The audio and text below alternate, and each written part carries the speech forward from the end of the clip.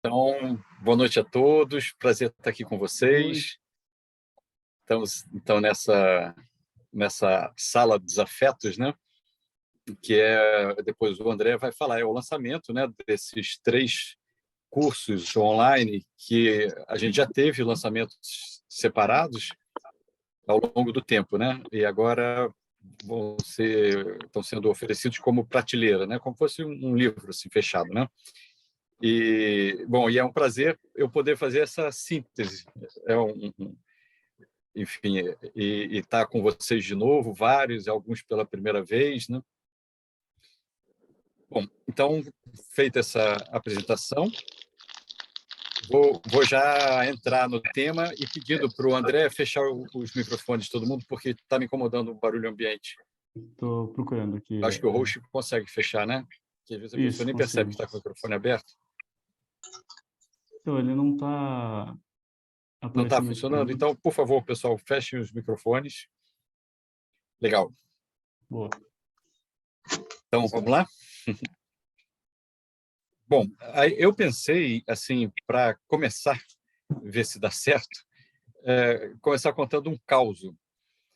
E, tipo, uma reflexão super simples de agora, desse fim de semana, assim, né? Eu fui para Arraial do Cabo, que é um lugar que eu vou há 40 anos, e em especial, uma parte de Arraial que chama Pontal do Atalaia, que é uma parte assim bem de natureza. E eu até brinco que para mim é o portal do Atalaia, né? Porque eu relembro, enfim, de todo anos e anos que eu vou para lá, o lugar está mais ou menos igual. Bom, e eu vou para praias que têm assim trilha pequena, mas que são completamente vazias, mesmo em feriadão, mesmo fim de semana, no domingo. E é o que eu gosto, assim, de estar em lugares mais tranquilos, mais vazios, né?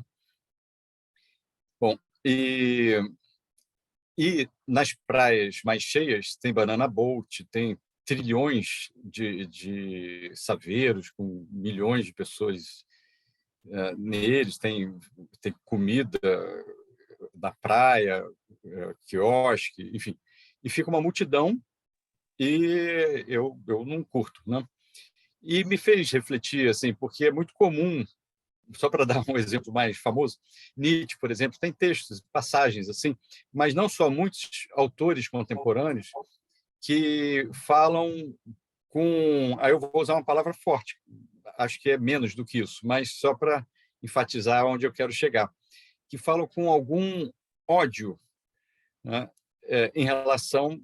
Né, em francês tem palavras da populace, racaille, enfim, português, não sei, povo, não sei, mas independente da classe social também, de certos gostos que podem não ser o seu, o meu, enfim, mas de que encontra-se teorias, né?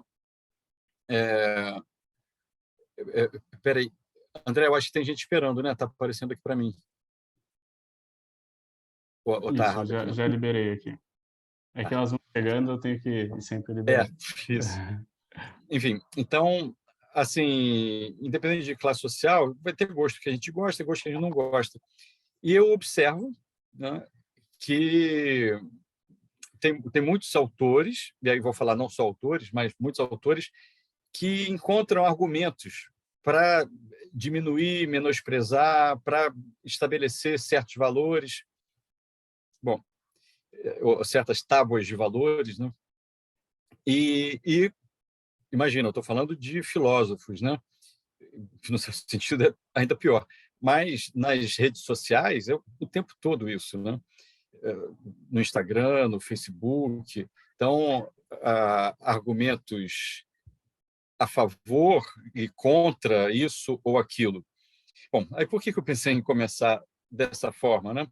E aí eu lembro, apesar do Nietzsche também fazer isso, do conceito do perspectivismo em Nietzsche, né? Perspectivismo significa justamente o quê? Não é que você, como pessoa física, não vai ter os seus valores, não? Mas a partir do momento em que você sente alguma necessidade de fazer desses valores algo geral ou convencer mais gente desses valores, ou, pior ainda, né, universalizar esses valores, opa, aí, aí por isso que eu usei aquela palavra no início, me parece que a finalidade já não é mais gostar ou não gostar, ou valorizar ou não valorizar, ou entender que tal coisa permite uma experiência mais legal, e sim um ódio. Em que sentido? Porque quando a gente se compara, a gente pode se comparar e pensar assim, bom, na minha perspectiva, o que eu gosto é muito melhor. E isso é muito ruim. Ok. Eu não estou dizendo que é ruim em si, eu estou dizendo que é na minha perspectiva. Mas, na perspectiva do outro, certamente a pessoa está encontrando prazer lá.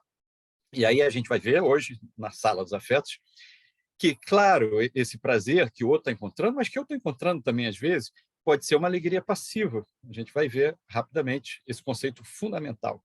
Não? Tá, as alegrias passivas podem ser ruins, ok. Mas aí é que está o ponto. Uma alegria passiva é ruim? Se ela é ruim, né, ela é ruim porque é ruim para a própria pessoa. Não é um ruim em si, não é um ruim metafísico. Então, na medida em que eu faço uma defesa, digamos, nem que seja para mim mesmo, de que o que eu faço é bom e o que a outra pessoa faz é ruim, isso já cria uma forma metafísica de pensar e de sentir que é evidentemente defensiva. Então, aí a gente não está mais falando de valor. A gente está falando desse ódio movendo o julgamento. A gente não está fazendo simplesmente uma avaliação, uma análise. A gente está fazendo um julgamento moral, como toda moral, inevitavelmente, metafísica. Nesse sentido, justamente, que a moral, por definição, ela oferece critérios que se propõem universais. Mas isso não existe no mundo real, na vida. Então, isso é fruto da imaginação, que, claro, como grande golpe, né, o grande plano, se apresenta como racional, como de fato universal, ou como verdade, associada à religião ou não. Então, como diz Nietzsche, né, é, o que existe são perspectivas que têm suas razões de ser, e suas vantagens e desvantagens. Né? E a gente pode fazer análise e compreender, no caso, a psicodinâmica, que é o que eu me proponho nos meus cursos e hoje também trazer para vocês. Né? Isso é uma coisa.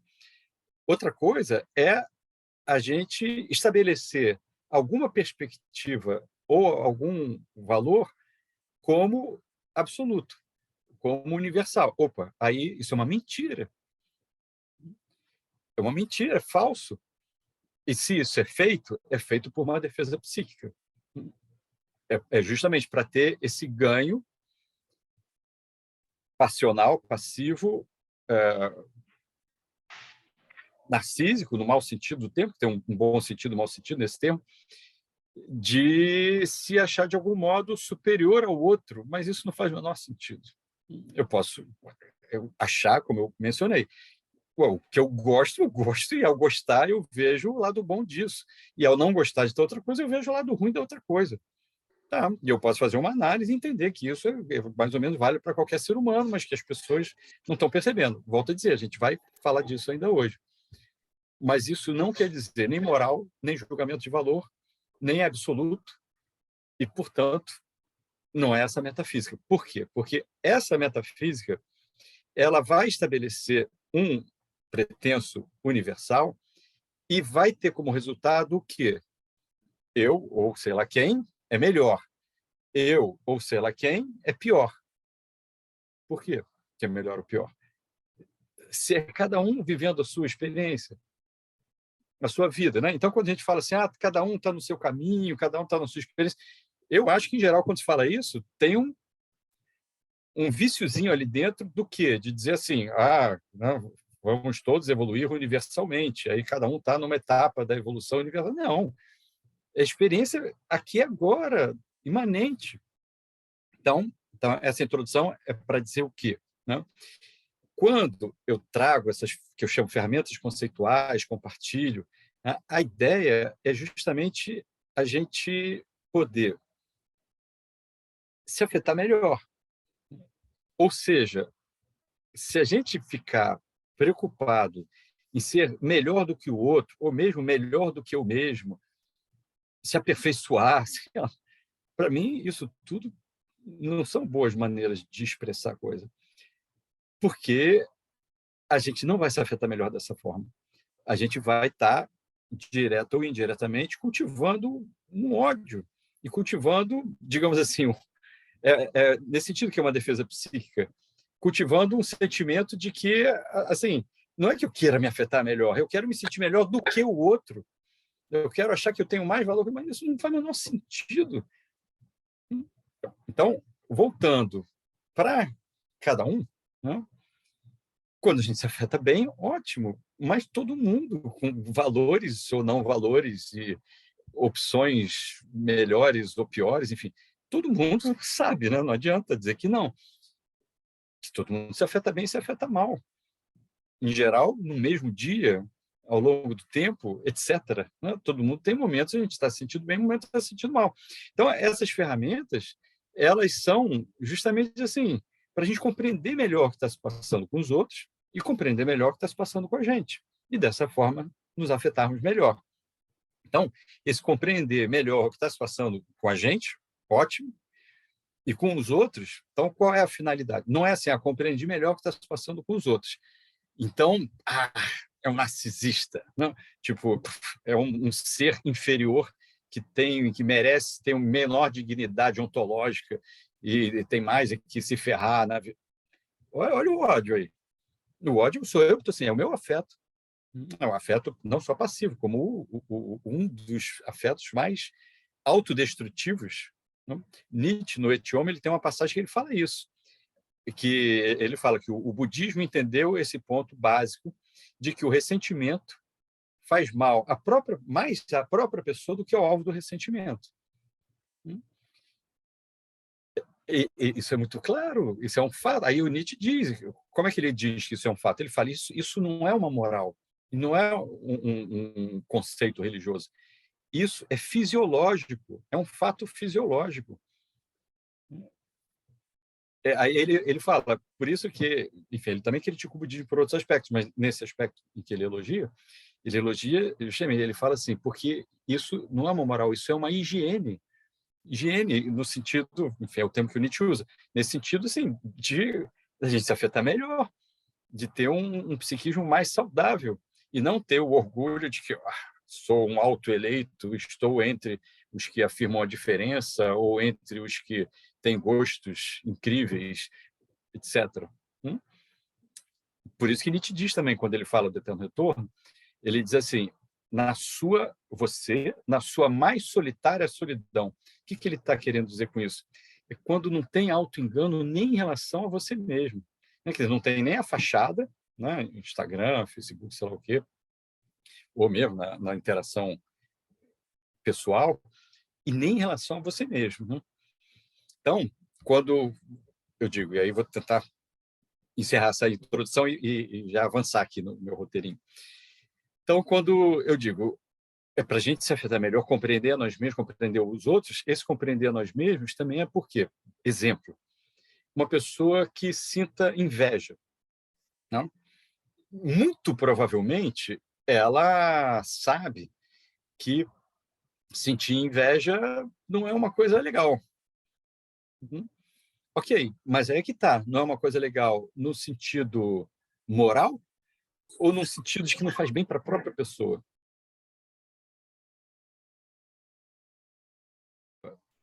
Ah, é, que para a própria não faz bem no sentido moral ou não faz bem no sentido assim, não faz bem para a própria pessoa? No sentido moral, o que importa? Para a própria pessoa é evidente que não faz bem.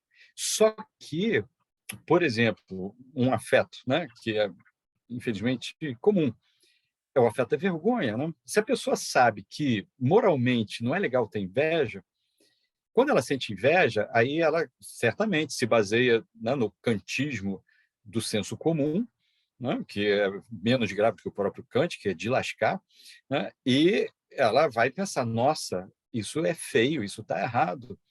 E aí tem um superego castrador, repressor, né? Freud diz, o superego castrador, repressor funciona assim como o imperativo categórico kantiano, e vai fazer a pessoa sentir vergonha.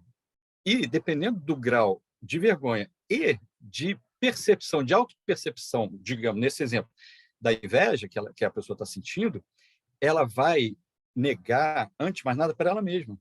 Agora, como que ela vai transformar esse afeto que está fazendo mal a ela, podia ser outro afeto, né? Se ela nega para si mesma até essa própria percepção. Então, isso cria uma dissociação, a gente vai ver isso também, uma dissociação no psiquismo, no funcionamento psíquico, entre essa instância superegóica, que corresponde ao que Spinoza vai dizer, a gente vai ver isso também rapidamente, ao que Spinoza vai chamar de ideia da ideia, uma dissociação entre essa instância e o que Spinoza vai falar da ideia do corpo, o psiquissoma que nós somos, psicossoma é o termo do Winnicott. Aí, essa dissociação vai fazer o quê? No fundo, a pessoa sabe, no nosso exemplo, que ela está sentindo inveja, mas ela não queria sentir inveja e mais, independente de querer ou não querer, ela pode até achar que está certo em estar com inveja, mas, ou está com ódio, né? Mas ela, provavelmente, no caso, se ela sentir vergonha, né? A tendência é que ela minta para si mesma. Então, no fundo, ela sabe que ela está sentindo, mas ela nega. Freud vai usar o termo denega, né? Ela nega para si mesma. Aí, como que ela vai transformar isso se todo o esforço do inconsciente dela, em geral, eu não gosto de falar dessa maneira, do psiquismo dela, que é Freud vai chamar de o inconsciente, né? Todo o esforço da mente dela, esse esforço que a própria pessoa, no fundo, sabe, mas está usando isso como defesa psíquica, não? Todo o esforço do psiquismo dela vai ser no sentido de não admitir para os outros, mas para ser convincente, sem perceber, não admitir para si mesmo. Isso mobiliza, gasta muita energia. Então, as pessoas, em geral, gastam muita energia psíquica não tendo coragem de perceber o que sentem. Bom, então, voltando. Então, essas ferramentas conceituais são para isso, para a gente perceber no outro, mas não é nenhuma vantagem perceber no outro e ficar, viu, olha só, ficar julgando, né? E perceber em nós mesmos, perceber no outro, não é vantagem ficar julgando. Primeiro, talvez a gente possa ajudar, não sei, né? Ou pelo menos a gente pode se defender dos aspectos mais, enfim, agressivos em relação a gente, né? Se defender, que eu digo, não reativamente, se defender justamente, entendendo, opa, olha só como é que está funcionando o psiquismo da pessoa nesse momento, né? E aí ver como que a gente não entra, não morde aquela isca, enfim, etc. Né? Bom, então, voltando para a minha historinha, lá do meu fim de semana em Arraial do Cabo, assim, o que eu sugiro, né, é justamente que a gente tenha com muita clareza o valor afetivo. As pessoas que estão lá andando de banana boa deve ser super divertido, né? O filme não tem vontade, mas quem está lá deve achar. Quem está fazendo o passeio de saveiro, 10 saveiros ao mesmo tempo lotado, certamente tem a sua diversão, né? E ali no meio daquilo tudo, certamente tem alegrias ativas sendo vivenciadas ali também. Então, antes de mais nada, a minha sugestão é ver tudo isso com carinho, com respeito. O outro está tendo a experiência dele lá, que deve estar fazendo sentido. Bom, e se não tiver fazendo sentido, for só uma fachada, pior para ele, mas como é que eu vou saber se eu não estou vivenciando afetivamente o que ele está vivenciando? Então, ok, eu não acho aquilo legal, né? Mas entendo que deve ter vários aspectos legais e que tem gente que acha, e isso tem que ser, no meu entender, justamente respeitado com essa delicadeza em relação à vida, não? À vida de cada um, ao que cada um está vivenciando, não? Seja em que contexto for. Não? Bom, então, eu vou agora falar rapidamente dessas ferramentas conceituais do Spinoza, que eu falo já nos meus vídeos, no meu canal, mas vou tentar fazer uma síntese aqui. E aí depois falar um pouquinho de cada um desses 3 afetos que correspondem aos 3 cursos, né, desse pacote, né, que vai ser o ressentimento, a depressão e o amor. E depois algumas considerações finais, aí eu passo a palavra para o André, e depois a gente abre para debate, enfim, perguntas. Então, vamos lá. Bom, rapidamente falando, Spinoza ele vai considerar que existem 3 afetos primários. É o desejo, a alegria e a tristeza. Desses 3 afetos primários, é curioso, porque existe um mais primário do que os outros 2, que é o desejo. O desejo é o próprio conatus. Conatus é o termo que latim, Spinoza escreve latim, Spinoza usa para falar da potência da vida em nós, dessa potência individuada, da nossa própria potência. Então, cada indivíduo, cada individuação do real, da substância única da vida, tem um conatus, tem uma potência. É uma potência que como potência, quer dizer, não é assim uma coisa discreta, é uma força, uma vis, daí a palavra virtude, né? Que tem nada a ver com virtude moral, é uma potência. Bom, então o desejo se confunde com a potência. Então o desejo é o quê? Qual é a definição de Spinoza? É um apetite. A gente se inclina para as coisas, é uma inclinação. Então, é essa abertura para essa troca com os outros, as outras pessoas, com as outras coisas, com o mundo, com, enfim, os ambientes. Então, isso é o desejo, é essa ideia desse apetite. Então, eu desejo, por isso que em Spinoza o desejo ele é fundamentalmente, essencialmente, né, o desejo que diz Spinoza é a essência do homem, é fundamentalmente um desejo sem objeto, porque é a própria expressão da potência, como eu sou um modo da substância, né, uma modificação do real, uma individuação do real, assim como as outras coisas. Então, é uma potência de troca, de encontro. Então, o desejo é sem objeto. E os objetos, não é que assim, eu tenho um desejo sem objeto, vou encontrar um objeto. Pronto, agora é esse objeto. Não, é um desejo sem objeto, ou seja, ele acontece na interação. Então, eu desejo coisas por uma pletora de potência, de energia, de desejo, justamente, de troca, de encontro. Né? Então, por exemplo, quando Lacan, baseado em Freud, né, os dois definem o desejo como falta, eles estão falando do desejo afeto passivo, evidentemente. Então, é uma falha teórica dos dois de achar que todo desejo é falta. Não. Quando eu desejo por conta de uma falta, ou, como eles dizem também, por conta de um desejo de completude que acabaria com uma falta, claro que isso acontece, mas isso é da ordem da imaginação. É justamente quando eu não percebo que o desejar ele é um desejar aberto e, portanto, os objetos podem trocar e me contemplar, me satisfazer, sim, de forma suficientemente boa. Quando esse desejo ele passa a ser, nos momentos em que ele é um desejo de ataraxia, o termo grego, né, de assim, completude, paz, diz o Freud, o princípio de nirvana, ele se baseia em Schopenhauer, que se baseia na filosofia e na religião indiana, né, dos Vedanta, como um desejo de morte, né, de fim da energia, fim da agitação.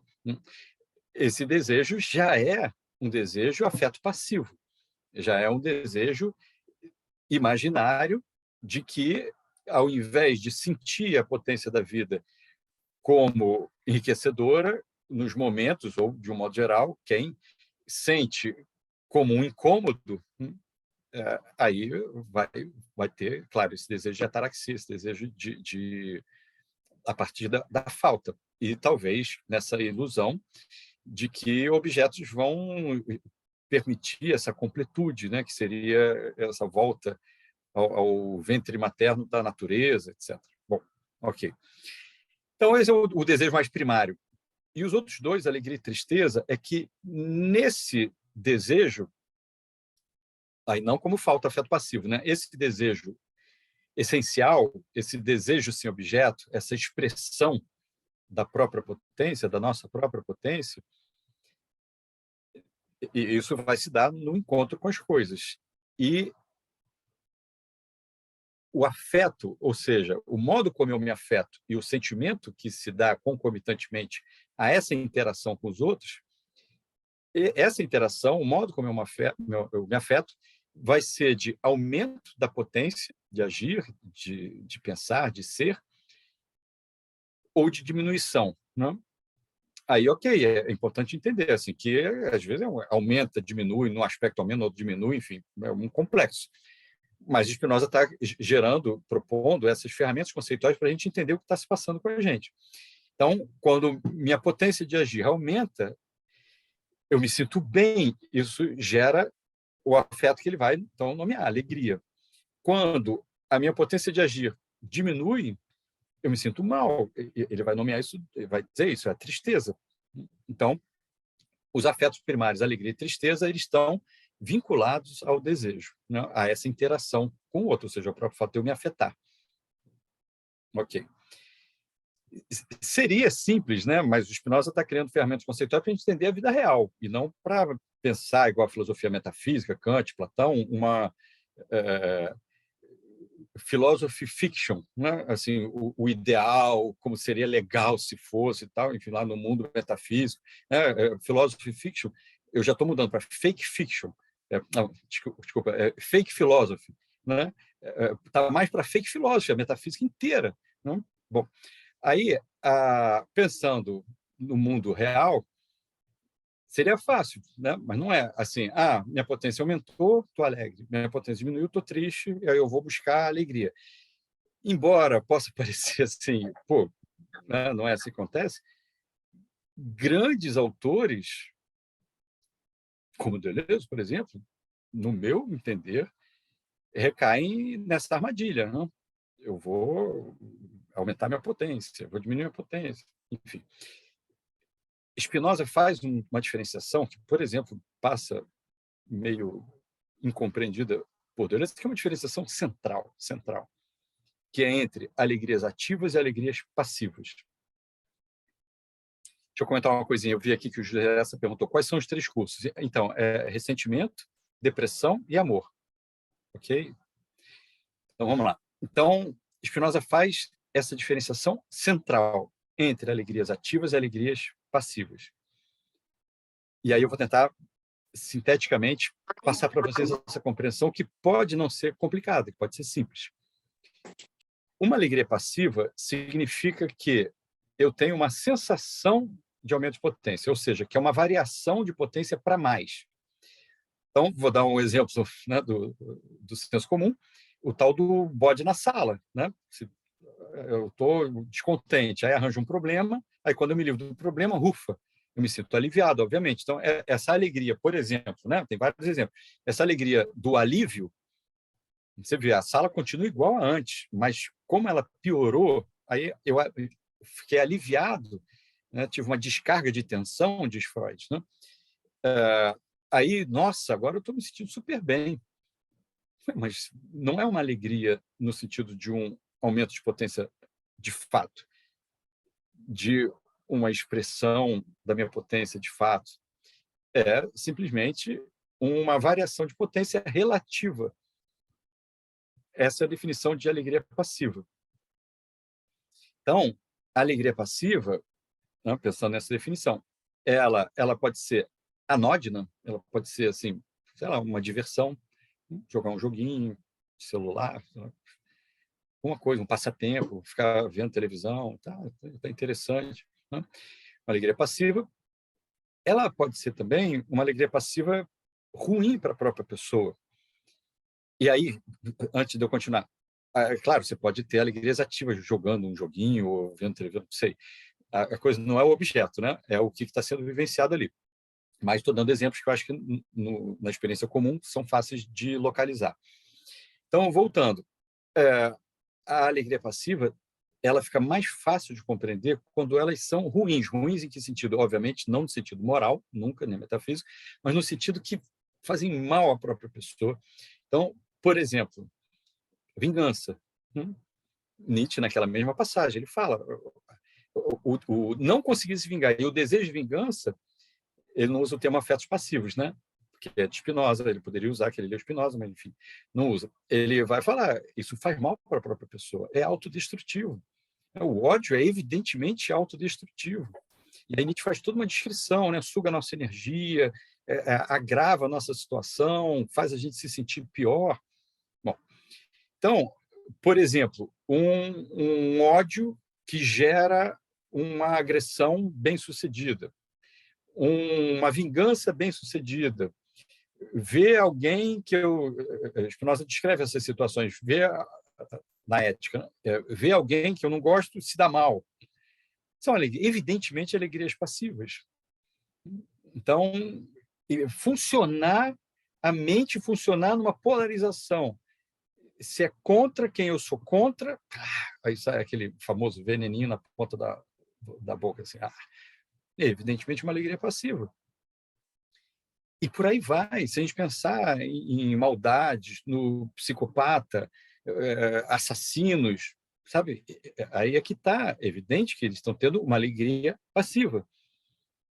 Para vocês verem o quanto que esse conceito é crucial na história metafísica da filosofia e em Freud e Lacan, o modelito metafísico que separa corpo de mente, e o corpo é o lugar das pulsões, dos afetos, da pulsão de morte, aí a mente vai tentar purificar isso tudo. Né? Nesse modelo metafísico dicotômico básico, o que vai se pensar, olha a confusão, que é do senso comum, é que assim, o psicopata ele está se dando bem, o narcisista está se dando bem. Não.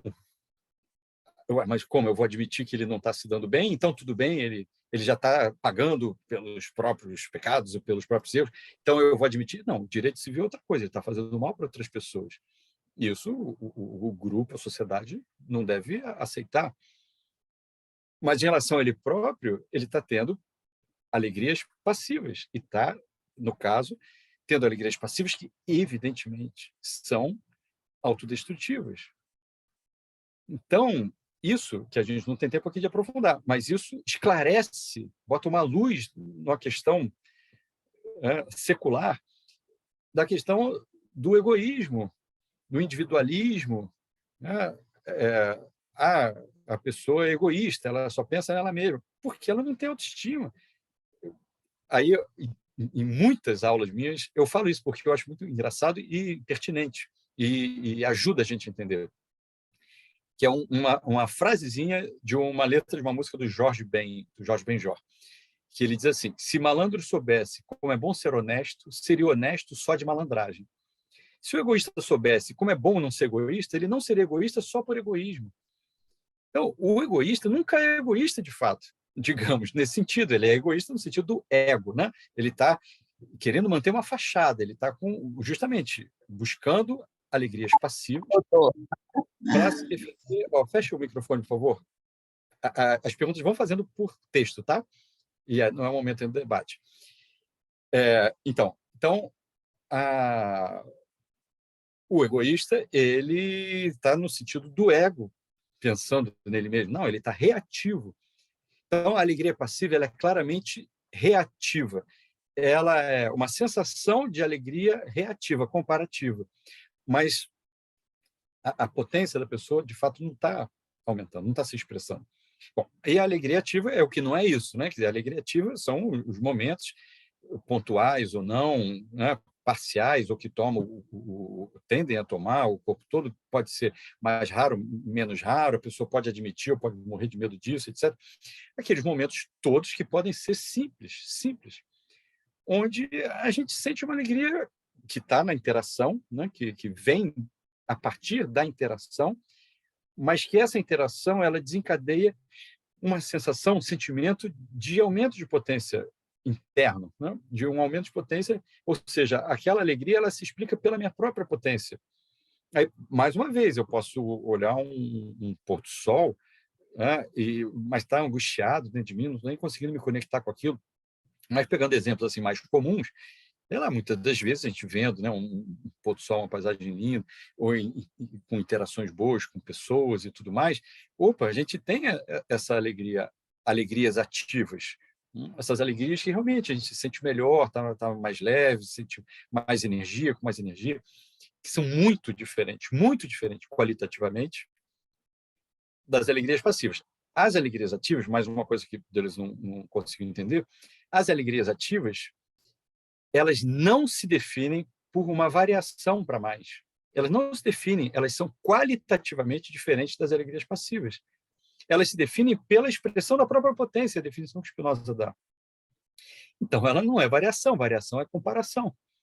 Aí, claro, se você olhar de fora, né, você vai ver, eu estou me sentindo bem, potente, leve, alegre, com energia, a minha potência aumentou.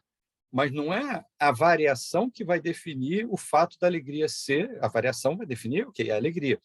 Mas a diferença, justamente, que é a mais importante entre a alegria ativa e a alegria passiva, não se define pela própria variação.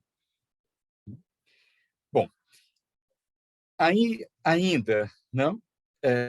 As alegrias passivas, portanto, elas podem ser boas, elas podem ser anódinas, né, diferentes, e elas podem ser ruins. Ruins justamente quando elas surgem de afetos tristes, ódio, inveja, etc., afetos passivos, né? Tristes, no caso, tristezas, e certamente elas vão engendrar novas tristezas, elas vão provocar novas tristezas. Então, todo tipo, para usar termo da psiquiatria e da psicanálise, né? Todo tipo de alegria, de mania, de alegria, de euforia, usando no sentido técnico, né, do termo, elas são claramente alegrias passivas. Elas são fugas, né? Elas são uma tentativa de se enganar de que está tudo bem, ou de que eu consigo aquilo que é valorizado. Por aí vai. Né? Vi que a Diana perguntou como as drogas entram nesse contexto. Então, o Cadu, que deve estar aqui com a gente, o Carlos Eduardo Fraga, ele é fera nesse tema, enfim, depois vamos fazer propaganda aí das falas dele sobre esse tema, que são incríveis.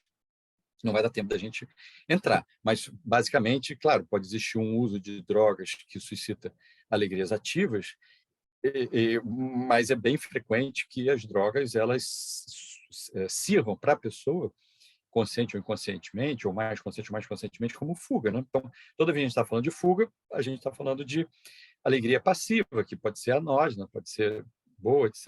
Né? A Tânia falou compras compulsivas, isso qualquer compulsividade. Né?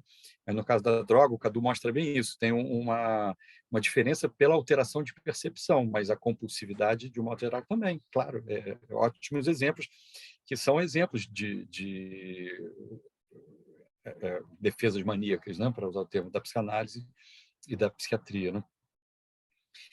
Então, e as tristezas, para fechar essa partezinha, e o tempo voa, né? Caramba, eu vou sintetizar aqui o final, para a gente ter tempo de tudo, dentro do horário previsto. E as tristezas, olha só o que Spinoza chama a atenção para a gente. Né? Aí a gente entende que isso é uma ferramenta, não é digamos, um marcador para moralizar, nem para julgar. É uma ferramenta conceitual. O Spinoza vai dizer, as tristezas podem ser boas. Opa, como assim? A Spinoza diz, é claro que, enquanto tristeza, ou seja, diminuição da potência de agir, é ruim. Mas, num contexto, a tristeza pode ser boa. Qual é o exemplo que ele dá? Ele diz, esse é só um exemplo, tem outros. Né? Tipo assim, pensem aí. A ferramenta é essa, pensem. Né? E sintam, né? Pensem e sintam. Qual é o exemplo, o único exemplo que o Spinoza explicita? Quando a tristeza tira a pessoa de uma compulsão de alegrias passivas maníacas. Eu vou usar maneira, vai falar excessivas, né? Que é essa diferença que eu faço, que para mim é muito clara, entre o afeto passivo excessivo e o afeto intenso, porque uma alegria ativa é bom que ela seja intensa. Mais uma vez, na tradição metafísica de Freud, Lacan, da filosofia metafísica, não, intensidade é o pavor. Claro que algumas pessoas se assustam com a intensidade, mas a intensidade pode ser boa, uma alegria ativa intensa é muito melhor do que uma alegria ativa não intensa. E por aí vai. Então, até a tristeza pode ser boa num contexto. Por exemplo, fazendo com que a gente quebre essa compulsão defensiva de alegrias passivas, né? De esquecimento, de anestesia, de analgesia. Bom, então tá. Então, agora, tentando ser mais rápido ainda com esse segundo ponto, para poder falar, né, antes de fechar, dos 3 afetos, uma palavrinha sobre cada um dos 3 afetos, de cada um dos 3 cursos, né? O que eu chamo de filosofia da mente em Spinoza. No Tratado da Reforma do Intelecto, eu vejo lá uma filosofia da mente, e que vai ajudar a gente a entender a dissociação psíquica, o que a psicanálise chama de dissociação psíquica, que em Winnicott ganha uma clareza muito maior quando o Winnicott ele vai falar da integração. Integração do quê? Integração entre a mente e o psiquessoma. Ou seja, uma mente dissociada do psiquessoma é o que eu tinha falado, né? Está ligado, diretamente ligado às alegrias passivas e às tristezas, aos afetos passivos de modo geral. Não quer dizer que quando a gente está integrado, a gente não se afete mal, mas quer dizer que a gente lida de outra maneira com as nossas tristezas e com as nossas alegrias passivas. Quando a gente está dissociado, esse é o ponto e a utilidade dessas ferramentas. Quando a gente está dissociado, nos momentos em que as pessoas estão muito o tempo inteiro, a gente sofre muito mais e a gente fica numa barafunda, tentando, ricocheteando na mente, soluções que a gente não vai encontrar, justamente por causa da dissociação. Então, a filosofia da mente Spinoza vai usar esses termos. Ele vai pensar, nós somos um corpo e sua ideia, um corpo pensante, e que é um corpo afetivo. Ele vai falar, essa ideia do corpo e sua ideia, essa ideia do corpo pensante, afetivo, é a ideia do corpo. Quando a mente pensa a respeito da ideia do corpo, pensa a respeito do que sente, ele vai falar a ideia da ideia. Então, a ideia da ideia é uma coisa muito boa, o que a gente está tentando fazer aqui, é pensar ideias da ideia que afetem, que mexam, que transformem nossa ideia do corpo. Porém, por uma defesa do psiquismo, a ideia da ideia pode associar valores morais, julgamento, etc., certo e errado, vergonha, né? E essa ideia da ideia pode se dissociar imaginariamente da ideia do corpo. E aí pensar, a ideia do corpo, eu estou sentindo tal coisa, não estou.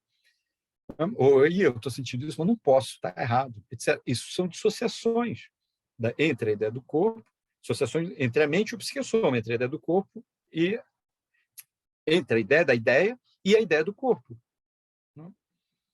Essas dissociações elas estão na base de toda passionalidade, de todos os transtornos psíquicos, mais graves ou menos graves.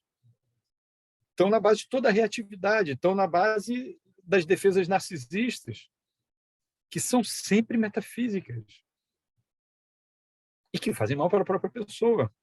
Então, a gente tem essas ferramentas, ajuda a gente a entender e fazer isso, favorecer isso que Spinoza chama de reforma do pensamento, emenda do intelecto. Quando Nietzsche fala sobre Spinoza, assim como eu, entende o conhecimento com mais potentes afetos. Claro, o conhecimento geral é ótimo, mas ele não está falando do conhecimento geral, que é ótimo, né? Vide teoria da conspiração, fake news, etc., né? Esse conhecimento, ele está falando, é um conhecimento do real, é um conhecimento da ideia do corpo, conhecimento do afeto. Então, por exemplo, se a minha ideia do corpo está sendo de um afeto reativo, de tristeza, se eu puder compreender isso já é libertador, já é transformador. Então, não quer dizer que a ideia do corpo é sempre genuína, verdadeira, a ideia da ideia atrapalha tudo. Não, a ideia do corpo, justamente, é como eu me afeto, mas eu posso.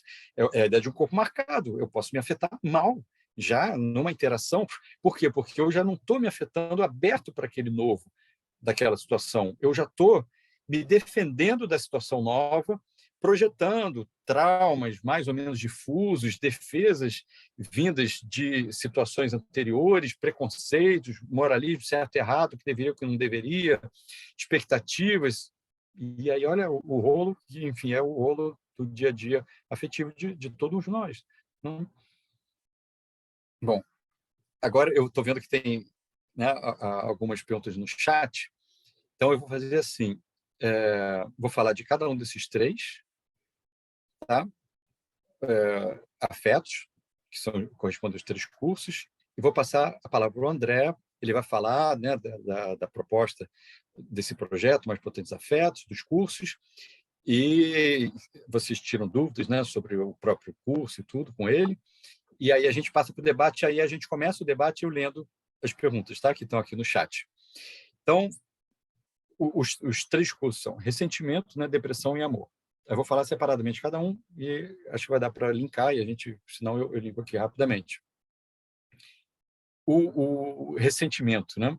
O ressentimento é interessante e não era para estar no DSM-CID, que não é um transtorno. Qual é o seu transtorno? O psiquiatra é o transtorno psíquico do ressentimento. Bom, o ressentimento é uma maneira de se afetar que está presente em vários transtornos psíquicos ou, enfim. Então, sei lá, por exemplo, em geral, está presente na bipolaridade, personalidade borderline, personalidade narcísica, e por aí vai. E está presente no cotidiano, né? Mas o ressentimento, nesse sentido forte, ele não é só uma mágoa. Ele passa a ser, para muitas pessoas, um modo uma psicodinâmica, um modo de funcionar do psiquismo, que basicamente funciona da seguinte maneira: a partir de contrariedades, agressões sofridas em algum momento, em geral, na infância, a pessoa desenvolve, mais ou menos inconscientemente, um sentimento de que a vida deve algo a ela, ou que alguém deve algo a ela. E, às vezes, um sentimento de que, assim, o pai ou a mãe ou uma pessoa do núcleo familiar, etc., que é ao mesmo tempo boa e ruim, né? Mãe boa, mãe má, diz Winnicott. E a pessoa não conseguiu integrar justamente porque a parte pessoa má, pai mal, mãe má, enfim, a pessoa foi forte demais, foi violenta e às vezes sim, abuso sexual na infância, humilhações, enfim, coisas terríveis que infelizmente não deveriam acontecer, mas acontecem, não? E muitas vezes o psiquismo da pessoa, ela vai se defender disso da seguinte maneira: ela vai buscar pessoas que a amam, em geral, sobra sempre quem ama a pessoa que está com algum problema, né? Para as pessoas que a amam, ela vai buscar para desmascarar essa pessoa, que, na verdade, ela está desmascarando o agressor da infância. Ah, você diz que é bom, um pai bom, uma mãe boa, uma pessoa do núcleo familiar, um tio, etc., mas, na verdade, não é. Então, ela quer desmascarar num bode expiatório do momento atual quem ela está protegendo, digamos, com ela, que ela não suporta. Seria forte demais desmascarar aquela pessoa. Então, resumindo, basicamente, o ressentimento, como forma de funcionar psíquica, ela tende a ser o ressentido, digamos, se a gente chamar assim, ele já está previamente ressentido. E ele encontra, o psiquismo dele encontra nas relações atuais motivos para preencher aquele ressentimento prévio. Isso é super comum. E olha que horror, né? Não tem solução assim, né? Então, a pessoa que está sendo acusada de ser culpada pelo ressentimento, é interessante ter essa ferramenta. E a pessoa que está convivendo com alguém que tem esse funcionamento ressentido, é importante também, porque não adianta só amar uma pessoa que funciona pelo ressentimento e se ver nesse turbilhão, né? Esse redemoinho, esse empuxo sem saída de sofrimento, acusação, relações tóxicas. Né? E se for a própria pessoa, puxa, é importante ela perceber que não está sendo vantajoso para ela, que é importante tentar esclarecer, entender, resolver aqueles afetos lá atrás que estão sendo catapultados para situações atuais. E sobre o ressentimento, tá? Então, esse é um discurso. O outro, depressão. Também tentando ser bem sintético. A depressão, comumente, no senso comum e também na psicanálise, enfim, em várias psicoterapias, ela é vista assim: você tem que sair da depressão. O que para mim é muito claro é o contrário. A depressão é sempre um sufocamento. Porque a gente tem o conato, a potência, essa história de Freud e Lacan, que a pulsão de morte originária, é mentira, não corresponde à realidade. A gente tem uma potência interna. Então, quando a gente está deprimido, é porque alguma coisa que se acumulou está sufocando a gente. Então, tudo bem que a gente usa o termo sair da depressão, mas na verdade não é um sair, é ir esgarçando isso que está sufocando, para a gente voltar a sentir a energia da vida, a potência da vida em nós. Então, é assim, por exemplo, vamos pensar o pôr do sol que eu mencionei. Isso fica muito claro. Tem momentos em que você olha o pôr do sol e você está fazendo uma experiência de eternidade, para usar o termo que Spinoza usa, que Nietzsche usa também. Você está numa comunhão com o todo ali. Né? Você está aberto àquele novo, sensoriamente, aquilo está aumentando a sua potência de agir com uma alegria ativa. Ok. Mas tem outros momentos que não. Quando é o não? Por exemplo, quando a pessoa está angustiada. Se a gente está angustiado, é evidente, a gente não está conseguindo se abrir para o outro. Quando, alguns transtornos de ansiedade generalizada, a gente não está conseguindo se abrir para o outro. Então, a gente pode estar em Paris olhando a Torre Eiffel e pensando assim: caramba, eu queria estar na minha casa. Há um fechamento, por quê? Porque a gente não consegue se abrir.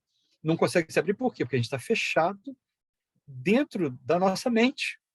Aí tudo bem, aí vão ter 1000 práticas e tal, ótimo, mas a prática eu acho que só não vai dar conta. A gente tem que compreender esse mecanismo, daí a utilidade dessas ferramentas, né? Porque eu posso fazer a prática, naquele momento da prática, que bom, né? Ufa, né? Deu um respiro.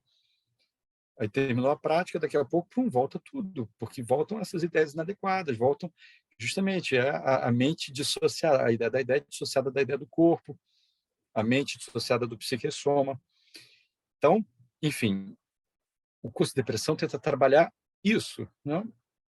Essa outra maneira de entender os nossos momentos depressivos, entender a depressão de um modo geral, justamente para a gente voltar para esse contato, né, com a nossa própria potência.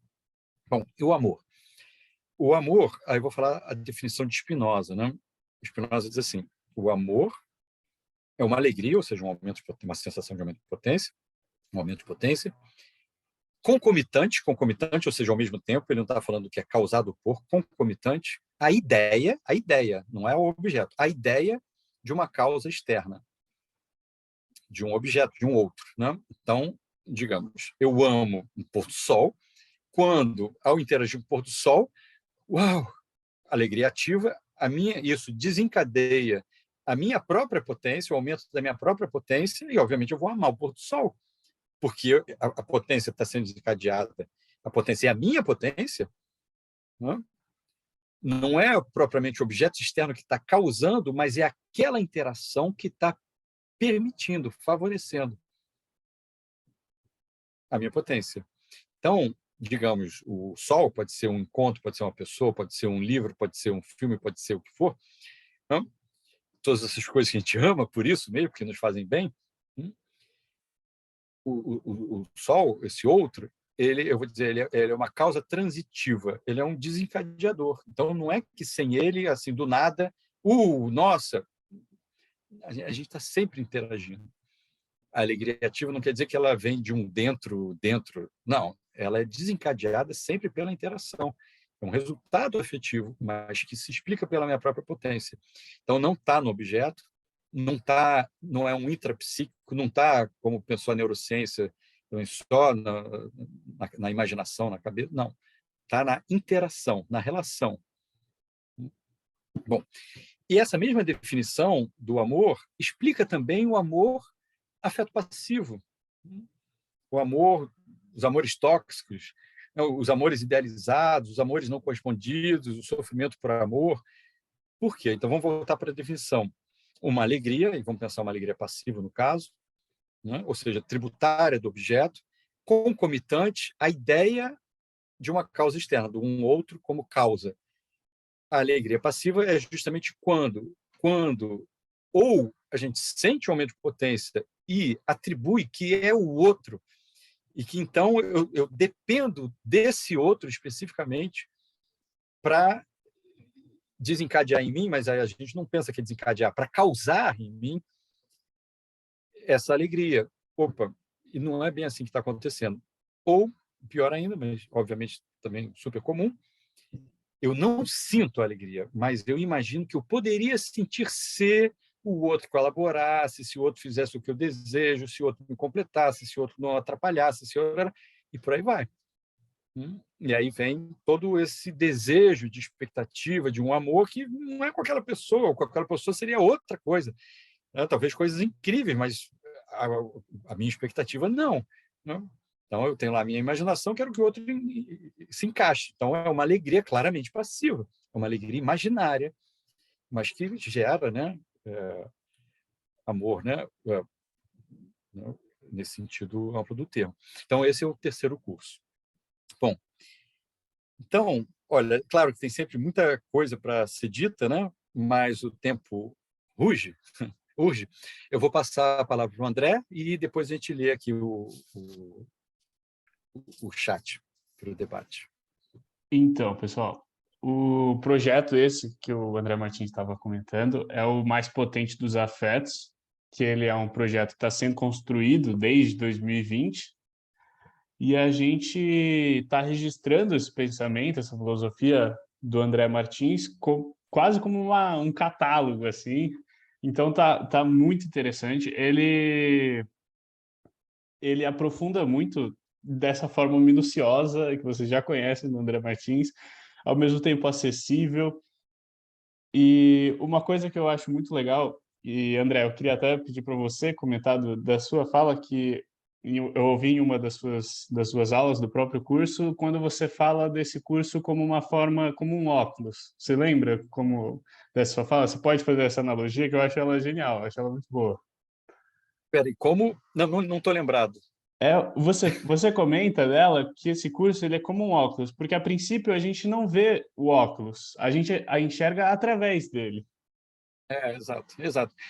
É isso, né? Enfim, não lembro como é que eu falei dessa vez que você está lembrando, mas a ideia é essa, né? Assim, o fato da gente ver com mais lucidez o real e não idealizar o que supostamente deveria ser, isso já é transformador, já é curativo. Curativo em que sentido? Cura, né? O queijo curado. Cura é justamente a ideia do tratamento. Não é cura assim, puf, acabou, só vou me afetar bem daqui, porque isso não existe. Né? Mas é uma outra qualidade de afeto. É uma outra relação com os nossos afetos. E é uma outra relação. Isso melhora as nossas relações interpessoais. Isso melhora a nossa relação com o nosso próprio prazer, com a nossa própria vida. Enfim, então é bem essa ideia de poder perceber. Né? Por isso que eu busco, né, ser sintético e direto ao ponto, né? Porque não tem nenhuma vantagem ficar de lenga-lenga ou ficar, enfim, fazendo mistério. Não, porque quanto mais a gente entender essas ferramentas, mais elas são úteis. Então, é meio assim, que eu digo assim, entregar o ouro ao bandido, no caso, não é ao bandido, né? É assim, quanto mais a gente se apropriar disso e compreender nisso que Spinoza chama de reforma do pensamento, ou seja, com o nosso próprio sentir, porque sentir já é pensar, e é o pensar principal, o pensar que importa, né? Eu acho, não sei o quê, eu concordo. Mas e o que você sente? Né? Aí, se você sente de um jeito e pensa de outro, ok, que bom que pensa corretamente, mas se você sente de outro jeito, tem uma dissociação, vamos trabalhar essa dissociação. Então, é isso, quer dizer, essa compreensão, quanto mais fina, mais ela é aprofundada, mais ela é transformadora. E aí, esses cursos, ele é um projeto, né, que a gente pensa em mais para frente lançar vários outros cursos dentro desse projeto. E hoje a gente tem, igual o André Martins falou, o amor, o ressentimento, o ressentimento e a depressão. Eles já são cursos completos, são módulos completos, e que a gente vendia e vende eles separadamente por 690, todos juntos daria R$ 270. E hoje a gente está com essa condição especial para vocês, que a gente queria juntar todo mundo aqui e fazia um tempo que a gente não abria as vagas para esse curso. eles são, assim, para quem está afim mesmo de começar o ano compreendendo esses afetos, compreendendo essas relações interpessoais também, as relações consigo mesmo, é realmente quase uma formação no pensamento do André Martins, assim, porque eles são 36, tem já mais de 36 videoaulas, acho que, se não me engano, são mais de 10 horas de conteúdo, então é um conteúdo para o semestre inteiro, assim, a não ser que você vá devorar o curso de uma vez só, que talvez não seja nem o Maratonar. propósito dele, né? E hoje a gente está fazendo esse valor por esses 3 cursos por menos da metade do valor original. A gente está fazendo por 997 ou em até 12 vezes de 99,50. Eu vou mandar o link aqui no chat rapidinho, ele aqui no Zoom mesmo, eu vou mandar lá no WhatsApp também, vai chegar no e-mail de vocês daqui a pouco também o link com as informações. Acessando esse link que eu mandei ali no chat, você tem a página completa ali, aí você pode ver as informações com calma. Ele é um curso gravado, então assim que o seu pagamento for aprovado, digo aprovado porque às vezes você vai pagar no boleto e ele só cai no dia seguinte ou dali 2 dias, né? Então, assim que o seu pagamento for aprovado, você já tem acesso ali, já pode acessar os conteúdos normal, tranquilo. Então, esse curso, ele foi pensado para realmente vocês compreenderem melhor, compreenderem isso, utilizarem isso para quem faz atendimento nos atendimentos, é uma ferramenta super importante, uma ferramenta conceitual, igual o André sempre fala, mas, como o André mesmo falou, ele já falou tudo, é uma ferramenta para a gente usar na vida, é uma ferramenta para a gente usar consigo mesmo, compreender, e igual ele falou, compreender o outro, compreender e não só julgar, mas compreender o de si mesmo também, né? Então, eu acho que é uma oportunidade muito boa. Essa janela, assim, dessa promoção, a gente vai deixá-la liberada até sexta-feira. Então, tem até sexta-feira com essa promoção desse combo dos 3 cursos pela metade do preço. E a gente vai estar lá no WhatsApp, no e-mail, respondendo as perguntas de vocês também relacionadas ao curso. Se quiserem usar o tempinho agora para a gente conversar um pouco sobre o curso também, podem ficar à vontade para fazer as perguntas. E sejam muito bem-vindos, vai ser muito legal esse curso. Eu não assisti o curso inteiro ainda, mas assisti boa parte. O Pedro que fez a gravação, ele assistiu tudo, porque estava fazendo a gravação também. Então, eu tenho certeza que é maravilhoso e eu, assim, queria agora voltar com a palavra para o André Martins para a gente continuar o debate aqui nos comentários. Se vocês quiserem fazer pergunta, podem fazer, mas sejam todos bem-vindos e bem-vindas. É incrível esse curso, ele está incrível. Então, é isso. Obrigado, André. Então, vamos lá. Eu vou passar aqui rapidamente o chat, né? E comentar rapidamente. E podem ir fazendo outras perguntas, e se tiver pergunta assim, objetiva sobre o curso também, é só falar, André Zotelli, né? E aí ele próprio leu, eu li aqui também, né? Vamos ver. A Diana, né, perguntou como as drogas entram nesse contexto, os famosos paraísos artificiais. Aí a Tânia colocou compras compulsivas também, né? Eu comentei.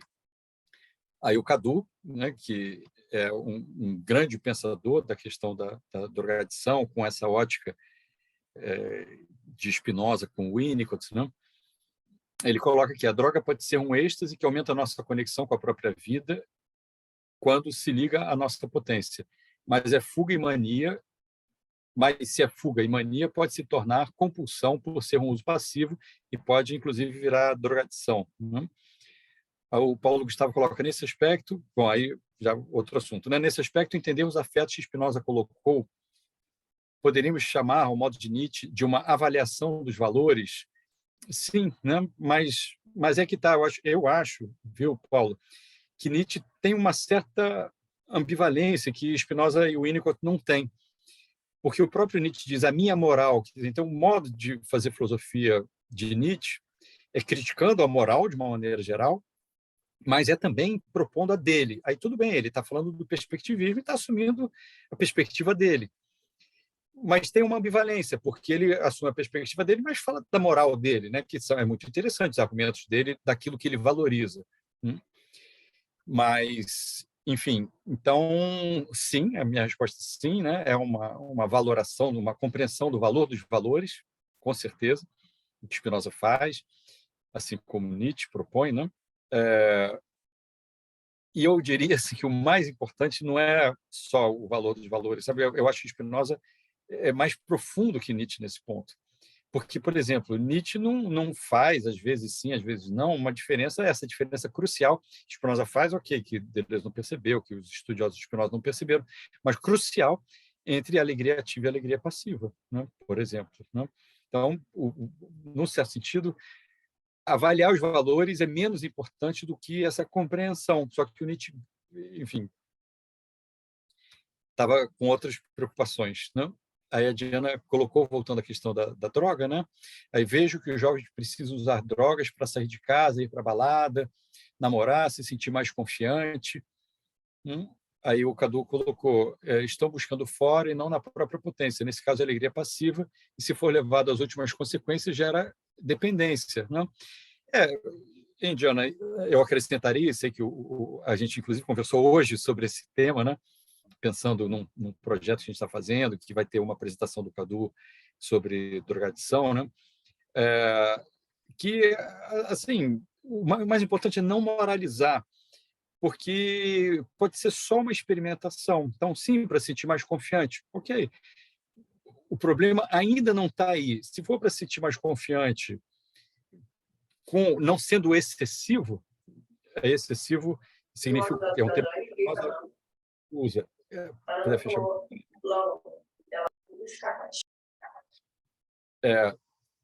Excessivo é um termo que Spinoza usa, né? Que é justamente não sendo uma fuga, entende? Então, pode ser uma coisa mais anódina, que eu digo, né? Mas sem consequências negativas, né? Ok. Agora, de fato, quando é fuga, a tendência é piorar a vivência da pessoa com a vida. Porque se eu estou sempre fugindo do desprazer, evidentemente, pequenas contrariedades vão pesar muito mais, porque elas vão me parecer insuportáveis, quando poderiam ser, enfim, simplesmente contrariedades. Não? Nietzsche fala isso também no Etioma, de uma maneira muito bonita, inclusive, né? Que assim, é muito melhor quando a gente consegue transformar as adversidades a nosso favor. Se eu estou sempre nessa fuga, dessa anestesia, né? Estesia, sentir, não querendo sentir. Se eu estou sempre numa analgesia, não querendo sentir dor em particular, qualquer coisinha vai me apavorar. Não? É a ideia voltando para o Nietzsche também, né? Da afirmação trágica da existência. Né? A minha gatinha veio participar aqui. A ideia da afirmação trágica da existência, né? Que justamente Nietzsche diz, né? A afirmação da vida é com dor e prazer, entrelaçado. Né? Então, dentro disso, é claro que eu vou preferir os momentos de prazer. Agora, justamente, se são fugas, isso vai aumentar a parte do desprazer. Né? Bom. Lembrei que eu ia mencionar também, quando Nietzsche diz, ele diz assim, as religiões, enfim, doutrinas orientais, em geral, dizem assim, o prazer e a dor estão ligados. Então, eu vou abrir mão do prazer para não sentir dor. Aí Nietzsche diz, a minha conclusão é o contrário. Eu vou aceitar a dor para poder sentir prazer. Só que, mais uma vez, a grande diferença é as alegrias ativas e as alegrias passivas, porque as alegrias passivas elas agravam a dor justamente porque ela tem esse lado fake. Não sempre, né? Pode simplesmente ser uma alegria passiva boa ou de diversão, que pode ser o caso, né? Que a Diana mencionou, mas em vários casos elas têm esse lado fake, né? Esse lado assim de que na verdade eu estou muito mais preocupado mentalmente com o que vão achar ou com o que eu deveria ser. Então claramente uma alegria passiva de uma satisfação mental. É incrível, né? Porque muitas vezes até o uso de drogas que muda a percepção busca muito mais uma satisfação mental do que uma satisfação sensória. Né? Bom, vamos lá. A Maísa, oi Maísa, ela pergunta aqui, né? Há alguma pretensão de universalidade na ética, na filosofia da mente de Spinoza? Então, isso é uma ótima questão para a gente tentar não misturar tudo, né? Não confundir tudo. Porque, olha só, quando a gente fala dessa universalidade, é uma universalidade de valor, é uma universalidade de conteúdo, é uma universalidade de dizer todo mundo deve sentir dessa forma, o bom é tal coisa, existe um certo e um errado. Quando eu estou falando da filosofia da mente, eu acho que o termo a utilizar não é universalidade, ele está descrevendo como a mente funciona em qualquer cultura, em qualquer tempo. Ah, então é universal. Opa, mas aí o que a gente está entendendo pelas palavras? Universal estaria descrevendo o quê? É universal, é imanente.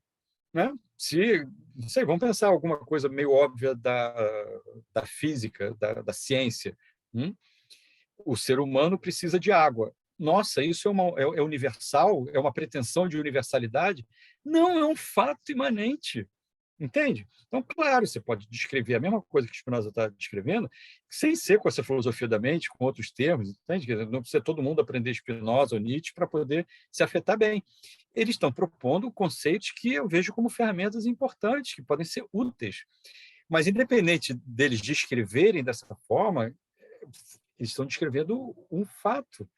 Enquanto que, o que é a pretensão de universalidade? Enquanto que, na metafísica, o que está havendo é uma dissociação em relação ao real, né, ao fisiológico, diria Nietzsche, né, uma dissociação e dizendo o que é metafisicamente, na verdade, o que deveria ser. Ah, isso é uma pretensão de universalidade. Deu para entender, Maísa? Por exemplo, Freud e Lacan, a pulsão de morte originária. Ué, mas isso não corresponde à realidade. Então, é uma pretensão de universalidade, é um falso universal. Spinoza, justamente, ele vai ter o cuidado de tentar mostrar para a gente, olha só, como se formam os falsos universais na nossa mente. Individualmente, claro, e culturalmente também. Eles se formam, por exemplo, exemplos que ele dá. Eu tenho uma experiência, ele vai falar experiência vaga, né? Tenho uma experiência. Eu fui agredido por uma pessoa que usava óculos. Nossa, aí eu universalizei. Toda pessoa que usa óculos é má. Entendeu? Isso é uma pretensão de universalidade metafísica. É um falso universal. Eu estou partindo de uma experiência. Os homens são assim, as mulheres são assim, os não sei o que são assim. Os árabes são assim, os negros são assim, os brancos são assim. Opa, e outra coisa, justamente, a gente tentar entender o que está acontecendo. Não? Ok, Maísa? Se você puder dar um retorno no chat. Aí o Cadu pegou, bem lembrado, a questão do óculos, eu devo ter falado talvez nesse sentido que o Cadu lembrou, né? O Spinoza ganhava vida polindo lentes, né? Então, essa metáfora está dada, né, pela própria profissão do Spinoza. Ele produzia instrumentos para a gente ver melhor, né? E é isso, né? Então, a filosofia do Spinoza e a minha intenção com os cursos, né? Quando eu misturo Spinoza e o Winnicott, sobretudo, com um pouco de Nietzsche, né? É ajudar a gente a compreender nossos afetos e a se afetar melhor. Né? Obrigado, Cadu. Jennifer coloca, fiz o curso sobre depressão, recomendo muito, ótimo conteúdo. Que bom, Jennifer, fico feliz, que bom. A Ana Cristina, né, volta à questão da droga, né? Existe encontro síncrono ou todas as aulas são gravadas? Todas as aulas são gravadas, tá? Então, bom você ter mencionado isso. Quando a gente lançou separadamente cada um desses três, aí tinha o webinário, tinha vídeo-resposta. Agora não, agora virou o que a gente chama prateleira, como se fosse um livrinho que você compra. Né? Os próximos cursos, os futuros cursos do projeto Mais Potentes Afetos, eu tenho 2 em mente, né? Um sobre ansiedade e um sobre narcisismo ou personalidade narcísica. Aí eles vão, cada um vai ser lançado com um valor maior, com o webinário e vídeo resposta. Mas feita a primeira, vai ter uma turma só a partir de agora. Feita a primeira turma, onde vai ter o webinário e vídeo resposta, aí depois ele vai para a prateleira, aí ele vai ser 100% online. Ok, Ana Cristina? Então, esses 3 são 100% online. Aí o Dimitri pergunta, tem desconto professor da escola pública? Estou com uma colega de trabalho doente, muito difícil lidar com a situação. Bom, Aí, Dmitry, essa parte é com o André Zotelli. Não sei se ele quer comentar agora ou se deixa para o final, se eu continuo aqui. Eu acabei respondendo ele no próprio comentário ali. Tá bom. Todos esses casos, Chame no WhatsApp. Tá. chama a gente no WhatsApp, vamos conversar, vamos discutir isso sim. Aí o Dmitry coloca aqui também, né? Nietzsche devia andar de bicicleta e aprendeu a sentir dor para ter prazer. É engraçado. Eu sei, eu ando de bicicleta também, ando um pouco, né? Não sinto dor, não, mas, enfim. Tá. Bom, por enquanto o chat terminou, a gente ainda tem 10 minutinhos. Se alguém quiser colocar no chat mais alguma pergunta, dá tempo. Pergunta, dúvida, comentário. Maísa, se quiser dar um retorno em relação à minha resposta, ou alguém comentar a minha resposta a ela.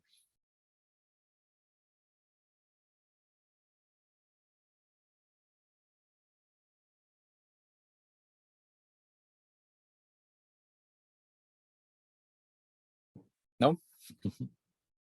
Fica um momento, né? Porque você olha para a cara das pessoas, parece que está todo mundo escrevendo. Ó, a Tânia escreveu. Opa, vamos lá. O John Max pergunta: esse curso é especificamente para quem é da área ou marinheiro de primeira viagem faz tranquilamente? Faz tranquilamente, John. Todos os meus cursos, até a formação espinosa para clínica, bom, a formação espinosa para clínica, a princípio, é para psicoterapeutas, né? Mas não só, tá? Tem gente de várias áreas fazendo, tem vários marinheiros de primeira viagem, e aí sim, todos os meus cursos, esses módulos e outros cursos, sempre eu busco, assim, partir do zero e falar em linguagem muito clara, sempre, né? Então, claro, cada um vai pegar o seu modo. Deleuze fazia isso também, né? Ele falava que as aulas dele eram isso, cada um pega da maneira como pega, né? Que é a própria ideia da imanência, desse perspectivismo, tá?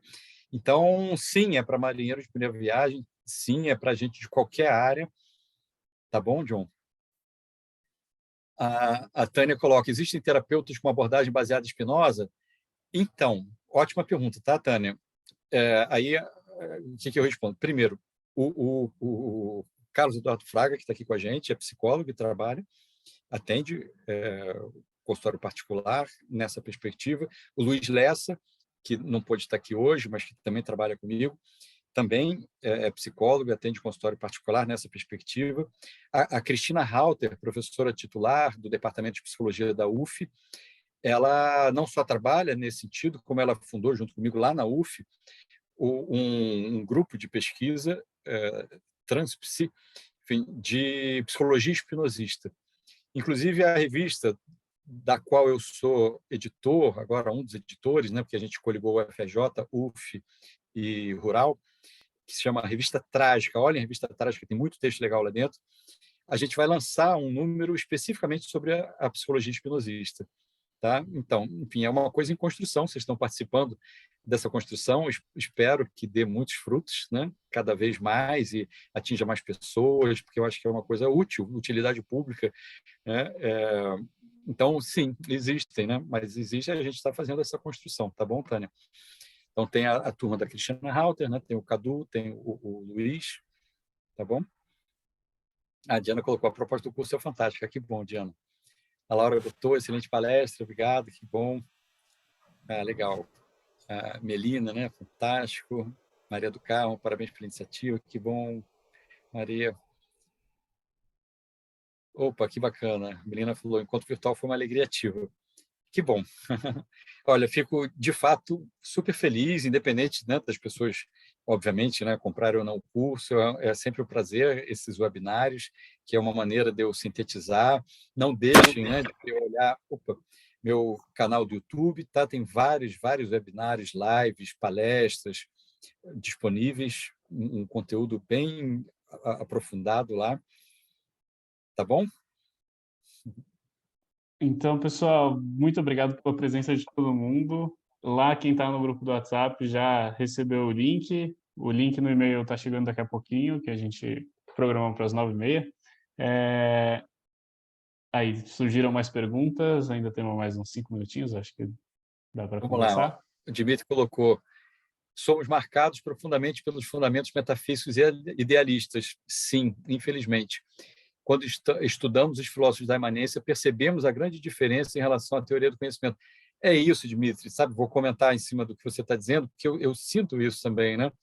A vida é difícil, complicada, né? Os afetos, lidar com os afetos é difícil, mesmo com a filosofia da imanência, mas é impressionante como as filosofias metafísicas a forma metafísica de pensar, e as teorias agravam isso, fazem um desserviço, mas é o que é difundido, né? Porque é aquela ideia. Kant, para mim, é um dos.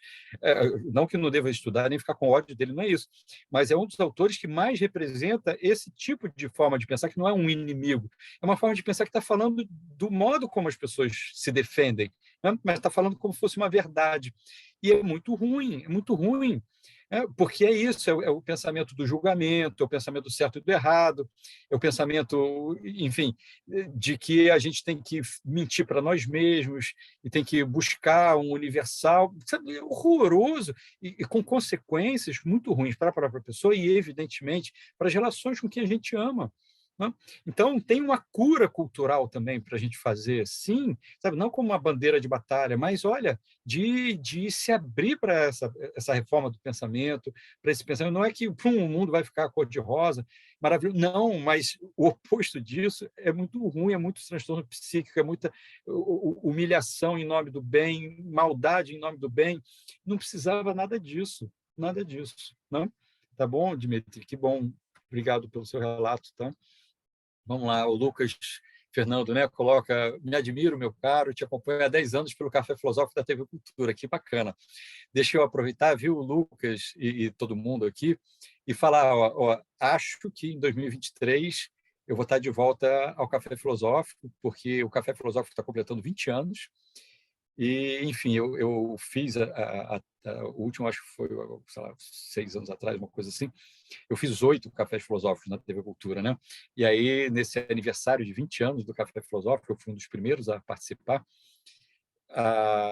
Eu acho que eu vou estar lá de novo. Então, não percam quando for divulgado, se for confirmado de fato. O Enoque coloca, né? Boa noite. O Conato Espinosa, a vontade de potência e Nietzsche têm relações diretas, uma vez que a vontade de potência seria um embate de forças fisiológicas.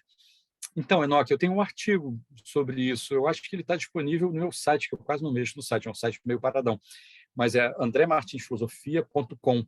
Eu acho que esse artigo está lá, que eu faço essa relação.